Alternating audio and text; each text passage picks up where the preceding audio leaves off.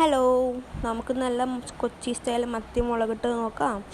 ആദ്യം ഒരു 20-25 ഉള്ളി, പിന്നെ കുറച്ച് വെളുത്തുള്ളി, 2 തക്കാളി, പിന്നെ 3 പച്ചമുളക്. ചട്ടി എടുത്ത് വെളിച്ചെണ്ണ ചൂടാക്കി ഉലുവ പൊട്ടിച്ച് കടുക് പൊട്ടിച്ച് അത് കഴിയുമ്പോൾ ഇഞ്ചി പേസ്റ്റ് ഇടാം. എന്നിട്ട് കുറച്ച് ഇളക്കി കൊടുത്തിട്ട് കുറച്ച് ചതച്ച് വെച്ച വെളുത്തുള്ളിയുടെ അല്ലിയും കൂടി ഇട്ട് കൊടുക്കാം. എന്നിട്ട് ഒരു 5-6 വേപ്പിലൻ്റെ ഇല ഇട്ട് കൊടുക്കാം. എന്നിട്ട് ചതച്ച് വെച്ച ഉള്ളി ചേർത്ത് കൊടുത്ത് നന്നായിട്ട് ഇളക്കി കൊടുക്കാം. നന്നായിട്ട് വഴണ്ട് വരണം. അത് വഴണ്ട് വരുമ്പോഴേക്കും നമുക്ക് അരിഞ്ഞ് വെച്ച 3 പച്ചമുളക് ഉണ്ടായിരുന്നു, അത് ഇട്ട് കൊടുക്കാം. എന്നിട്ട് തക്കാളി ഇട്ട് കൊടുത്ത് നന്നായിട്ട് വഴറ്റണം.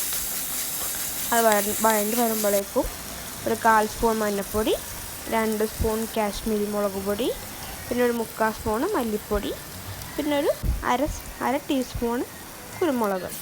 നന്നായിട്ട് ഇളക്കി കൊടുക്കാം. ഇതിൻ്റെ പച്ചമണം മാറണ വരെ നന്നായിട്ട് ഇളക്കി കൊടുക്കണം.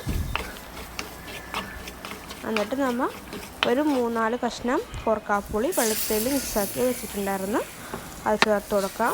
അത് നന്നായിട്ട് ഇളക്കി കുറച്ച് അതിൽ ഗ്രേവിയൊക്കെ പിടിച്ച് വരുമ്പോഴേക്കും ആവശ്യത്തിനുള്ള വെള്ളം ചേർക്കണം. ഞാനൊരു 2 കപ്പോളം വെള്ളം ചേർത്തിട്ടുണ്ട്. അത് വറ്റി വരുമ്പോഴേക്കും ശരിയായിക്കോളും. വറ്റി വരുമ്പോഴേക്കും ഓക്കെ ആയിക്കോളും. എന്നിട്ട് നമ്മൾ അരിഞ്ഞ് വെച്ച മത്തി ഇട്ട് കൊടുക്കണം. അപ്പോൾ ഓരോന്നായി മത്തി ഇട്ട് കൊടുക്കാം.